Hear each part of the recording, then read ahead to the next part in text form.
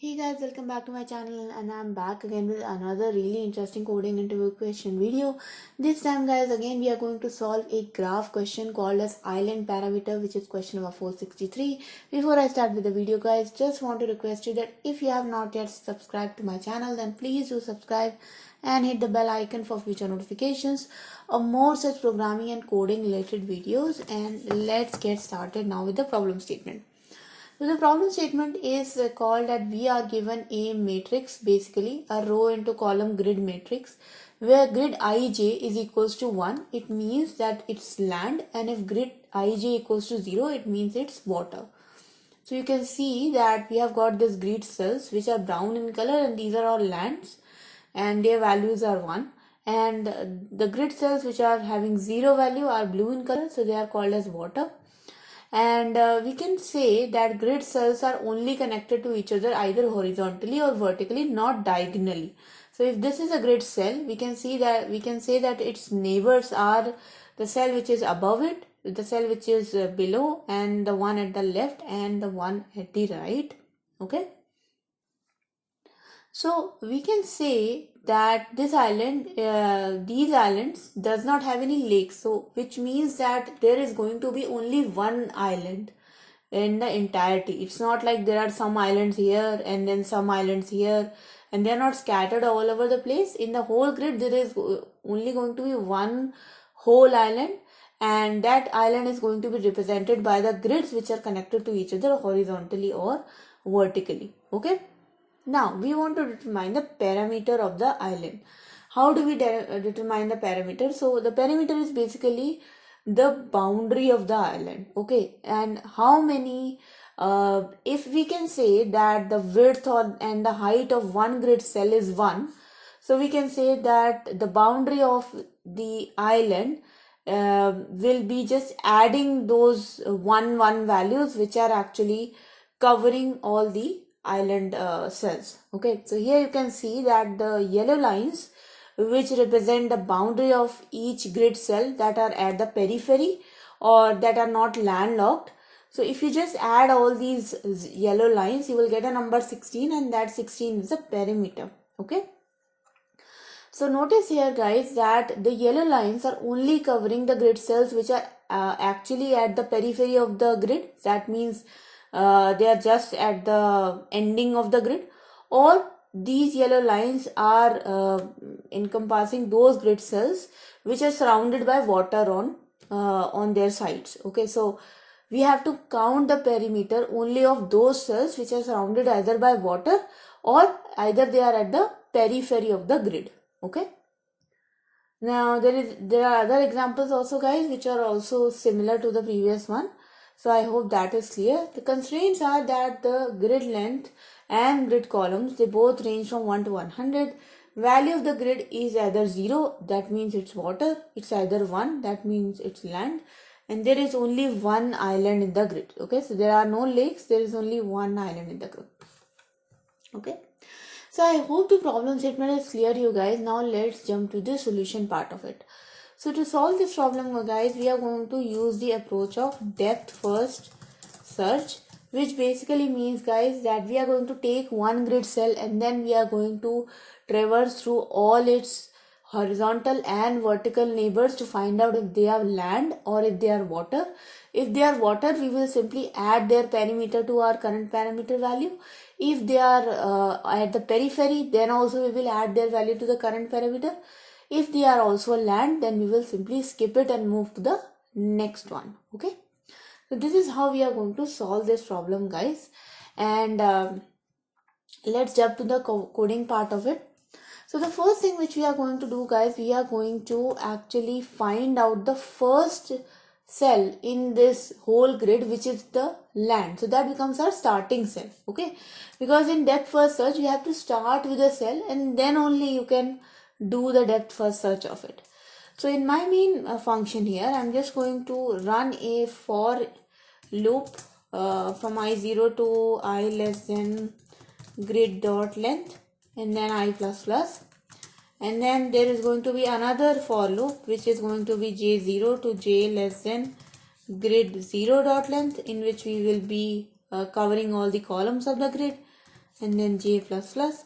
And now I'm just going to find out if grid ij is equals to 1. Once we have found that first grid cell, which is a land, it means we have found our starting point. That becomes my starting cell. And now we can take this starting cell and we can feed this starting cell in our recursive function. So what I'm going to do is I'm going to call a recursive function, which is again going to be called island parameter. In this recursive call, I'm going to pass my grid value, my ith position and jth position value. And in the end, after this for loop is completed, if we don't return anything from this recursive function, I'm just going to return 0. Okay. Now it's the time to implement this recursive function. So let me copy this private integer island parameter. The first thing which we are passing is the grid. The second thing which we are passing is the x coordinate. The third thing which we are passing is the y coordinate. Okay. So this becomes our recursive function. Now we all know that in a recursive function, which is the most important thing, that means that is the base condition. And what is our base condition here? Our base condition is that you cannot reverse the grid if x is less than 0, if y is less than 0, because that means you are obviously outside the grid now. So this becomes our base condition. Other base conditions are if x is greater than or equals to grid dot length, that means you are at the end of the grid, or same case with y, that means y is greater than or equals to grid 0 dot length, that means you are outside of the total number of columns.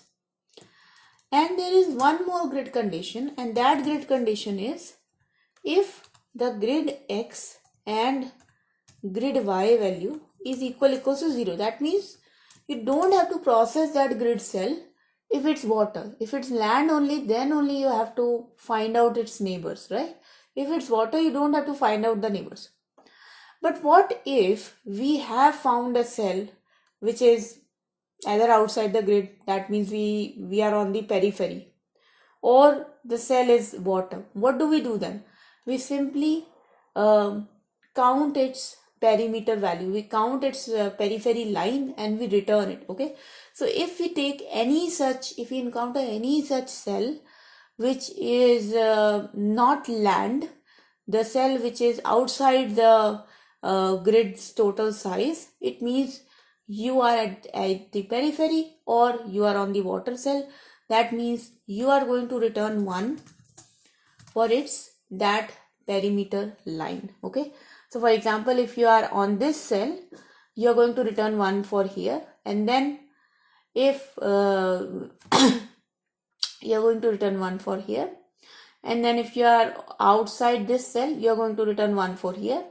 If you are on this cell, you will return 1 for here, and when you will come on the middle cell, you will again return 1 for this one, you will again return 1 for this one, you will return, so on and so forth. So as long as you keep on encountering the cells, you will simply return 1 in the base condition. Okay, now coming to the next part. If grid x and grid y is equals to -1, then we simply return 0.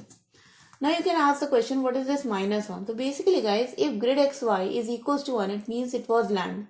Then we will process it. But once you have processed that particular cell, you don't want to visit it again. And there is a chance in DFS that you might visit it again. So that's why if grid xy is equals to 1, after processing, we will simply set it to -1. So that if we land on that cell again, in this condition, we will simply return 0. We will not add its parameter value or anything. We will simply return 0. Now, we are at our current cell, which is xy. And we know that xy is not a cell which is visited. We know that it is not one of the base condition cell as well.